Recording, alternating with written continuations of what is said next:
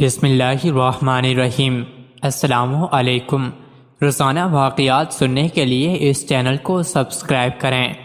جہان دانش میں یہ عجیب واقعہ لکھا ہے کہ ایک مرتبہ لاہور میں دن کے 1:30-2 بجے ہسپتال کے بغلی دروازے سے جو ہسپتال کے روڈ کی طرف کھلتا ہے، ایک بڑے ڈول کا مگر نہایت مغمون مسلمان ہسپتال سے نکل کر آ رہا تھا۔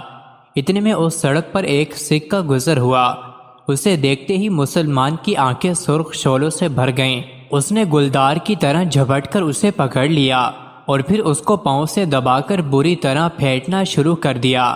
لاہور کی سڑکیں جہاں ہر وقت آدمیوں کا سیلاب موجیں مارتا رہتا ہے، فوراً سینکڑوں آدمی جمع ہو گئے، سکھ کو چھڑوانے لگے، لیکن اس سردار نے بڑے تلخ لہجے میں اپنی مددگاروں کو روک دیا اور بڑے روشن لہجے میں کہا، مجھے کوئی نہ چھڑوائے۔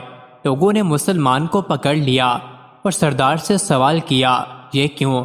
سردار نے کہا، میں نے اس کے خاندان کو قتل کیا ہے اور وہ بے گناہ تھے، میرا انہوں نے کوئی نقصان نہیں کیا تھا، مگر میں اس وقت لالا دونی کے اکسانے اور بھڑکانے میں آ گیا اور قتل و غارت پر کمر باندھ لی، لیکن گھر جا کے جوں سوچا تو میرے ضمیر نے میری نیندیں چھین لیں۔ جب سوتا ہوں تو خواب میں وہی ماحول دکھائی دیتا ہے کہ لالا دونی چند غارت گیری کے منصوبے بنا رہے ہیں اور ہم لوگ ان کے اشاروں پر بے گناہوں کا قتل عام کر رہے ہیں۔ پولیس اور فوج ہمارے تعاقب میں تھی اور ہم جنگلوں اور اونچے نیچے ٹیلوں میں دبکتے پھرتے ہیں۔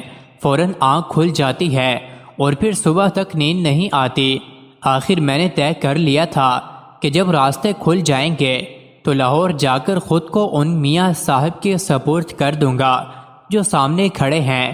میں صرف اس لیے لاہور آیا تھا اور ان کے گھر جا رہا تھا تاکہ ان کے دروازے پر ان کے ہاتھ سے قتل ہو جاؤں، تاکہ روح کو ندامت اور ضمیر کو ملامت سے نجات ملے۔ اتفاق ہے کہ مجھے راستے ہی میں مل گئے۔ آپ لوگ مجھ پر کرم کریں، انہیں چھوڑ دیں اور مجھے نہ بچائیں، میں تو انہی کے ہاتھ سے مر کر سکون پا سکتا ہوں اور یوں ہی میری مکتی ہو سکتی ہے۔ یہ کہہ کر وہ سر جھکا کر بیٹھ گیا اور اس شخص سے کہا، آؤ اپنا کام کرو اور مجھے تکلیف سے چھڑا دو، میں خدا سے پہلے تمہارا گناہ گار ہوں۔ یہ سن کر مسلمان کے سینے میں اپنے اسلاف کی روح اوت کر آئی۔